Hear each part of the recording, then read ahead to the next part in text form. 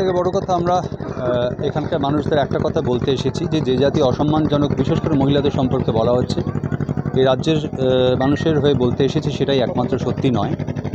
অনেক মানুষ তাদের সঙ্গে আছে, আর যে মানুষগুলোকে অ্যারেস্ট করা হয়েছে তারা গরিব মানুষ, তাদের দ্রুত মুক্তির দাবি করছি আমরা। এবং মহিলারা যে লড়াইটা সামনে এসে লড়েছেন তাকে কুর্নিশ জানাতে এসেছি যে তারা পথ দেখিয়েছেন অন্যায়ের বিরুদ্ধে কীভাবে দল মত নির্বিশেষে ধর্ম বর্ণ নির্বিশেষে কীভাবে মাথা উঁচু করে দাঁড়িয়ে চোখে চোখ রেখে লড়াই করতে হয়। আর একটা কথা বারবার সবাইকে বলেছি, কোনোভাবে আইন হাতে তুলে নেবেন না, কোনো প্ররোচনায় পা দেবেন না, কোনো ধর্ম বর্ণ সম্প্রদায় কোনো কিছু নিয়ে আলাদা করে ভাগ করবেন না। মা বোনদের যেখানে ইজ্জত নষ্ট থাকতেই হবে, তার কারণ হচ্ছে যে আপনি একটা অপরাধ দিয়ে আর একটা অপরাধের প্রতিবিধান করতে পারবেন না, কারণ সমস্যার সমাধান তো প্রশাসন কি করতে হবে, প্রশাসন আইন মেনেই করবে। তাই আমি বলবো যে কোনোভাবে প্রশাসন যাতে সুযোগ না পায় স্থানীয় মানুষদের এইভাবে কেস দেওয়ার, তাই আগামী দিনে তাদের বলবো তাদেরকে মানে আইন তারা কোনোভাবেই হাতে যাতে তুলে না নেন, বারবার করে সে অনুরোধ করেছি আমি।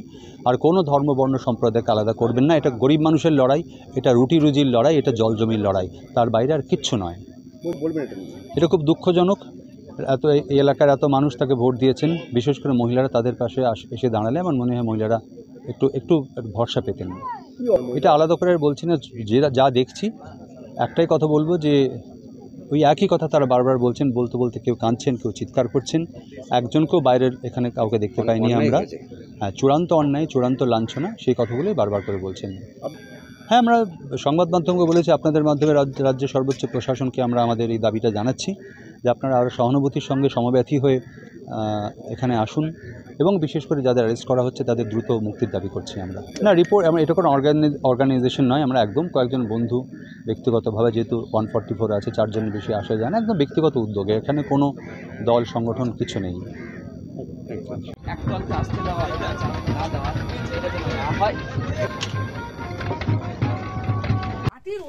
মানে পুলিশই এটা বলতো যে শিবু হাজরা এবং শেখ শাহজাহান, সাধারণ মানুষ আমরা কি করতে পারি?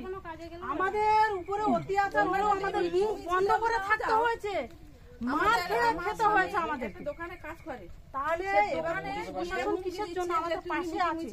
তুমি বিজেপি করো, তোমার দোকান ভাঙচুর করে দেবো বলে চাবি ছাড়িয়ে নিয়েছে, দোকান বন্ধ করে দিয়েছে, 2 সপ্তাহ দোকানে যেতে পারেনি। গিয়ে উত্তম সর্দারের কাছে পায়ে হাতে ধরেছি, উত্তম সর্দার বলছে ওকে যা বলার বলে পায়ে হাতে ধরেছি, বলছে আমার কাছে কিছু হবে না, আবার যান শিবু হাজরার কাছে যান। শিবু হাজরার কাছে গেলাম, বলছে এরপরে যদি আরো মিটিং মিছিলে তুই যদি না যাস তোর দোকানও থাকবে না, তুইও থাকবি না। শিবু হাজরাকে, উত্তম সর্দারকে বা শেখ শাহজাহানকে জানা, ওরাই যা করার ওরা করে না। মানে থানাকে বললে থানা তাদের কথাই বলে, যারা অত্যাচার করছে তাদের কাছেই যেতে বলছে। নাহলে আমাদেরকে তাদের কাছে গিয়ে শুরু হবে কিছু না, ওরা তো কিছু একদলকে আসতে দেওয়া হবে না, দেওয়া এটা যেন না হয়। ডিজিটাল খবরিলাল, খবর আপনাদের, নজর আমাদের।